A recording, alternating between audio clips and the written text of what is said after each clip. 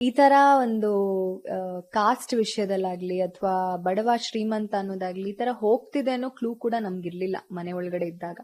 ಹೊರಗಡೆ ಬಂದಾಗ ಅದಕ್ಕೆ ಇಷ್ಟೊಂದು ಫೈಟ್ಸ್ ಆಗ್ತಾ ಇದೆ, ಇಷ್ಟೊಂದು ಜಗಳಗಳು ಅಂತಂದಾಗ ಆಕ್ಚುಲಿ ಬೇಜಾರಾಯ್ತು. ಯಾಕಂದ್ರೆ ನಾವ್ ಯಾವ್ದೇ ರೀತಿ ಕಂಟೆಸ್ಟೆಂಟ್ಸ್ಗಳು ಆ ವಿಷಯದಿಂದ ಏನು ಮಾತಾಡಿದ್ದಾಗ್ಲಿ ಅಥವಾ ಇನ್ನೊಂದಾಗ್ಲಿ ಇಲ್ಲ. ಗಿಲ್ಲಿ ಯಾವತ್ತು ನನ್ ಬಡವ ಅಂತ ಹೇಳ್ಕೊಳ್ಳಿಲ್ಲ. ಅಂದ್ರೆ ಅವರೇ ಹೇಳಿದ್ದಾರೆ ನಾನು ಬಡವ ಅಂತ ಎಲ್ಲರೂ ಹೇಳ್ಕೊಂಡಿಲ್ಲ ಅವನು. ಅಂದ್ರೆ ಅದನ್ನ ಯೂಸ್ ಮಾಡ್ಕೊಂಡು ಏನೋ ಬೆಳಿಬೇಕು ಅನ್ನೋದನ್ನು ನಾನು ನೋಡಿಲ್ಲ. ಹಂಗಿದ್ದಾಗ ಎಲ್ಲೋ ಒಂದ್ ಕಡೆ ತಪ್ಪು ಅಂತ ಅನ್ಸುತ್ತೆ ನನಗೆ ಆ ಒಂದು ವಿಚಾರದಲ್ಲಿ. ಜಾತಿನ ಮುಂದೆ ತರೋದಾಗಿರ್ಲಿ ಅಥವಾ ಇನ್ನೊಂದನ್ನ ಮುಂದೆ ತರೋದಾಗಿರ್ಲಿ.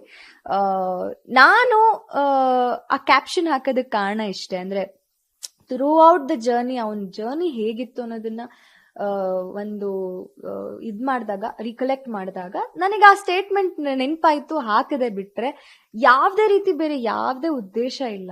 ಸೊ ಜನರಿಗೆ ನಾನು ಏನು ಹೇಳೋದಕ್ಕೆ ಇಷ್ಟಪಡ್ತೀನಿ ಅಂದ್ರೆ, ಬಿಗ್ ಬಾಸ್ ನೀವ್ ಹೇಳ್ದಂಗೆ ಒಂದು ಎಂಟರ್ಟೈನ್ಮೆಂಟ್ ಶೋ.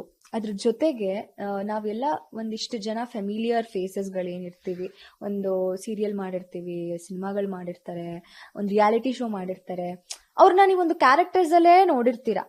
ಆ ವ್ಯಕ್ತಿ ಹೇಗೆ ಅಂತ ತಿಳ್ಕೊಳ್ಳೋದಕ್ಕೆ ಒಂದು ಬಿಗ್ ಬಾಸ್ ಒಂದು ಅವಕಾಶ ಮಾಡ್ಕೊಡ್ತಾರೆ. ಅದ್ರ ಜೊತೆಗೆ ಎಂಟರ್ಟೈನಿಂಗ್ ಆಗಿರ್ಬೇಕು.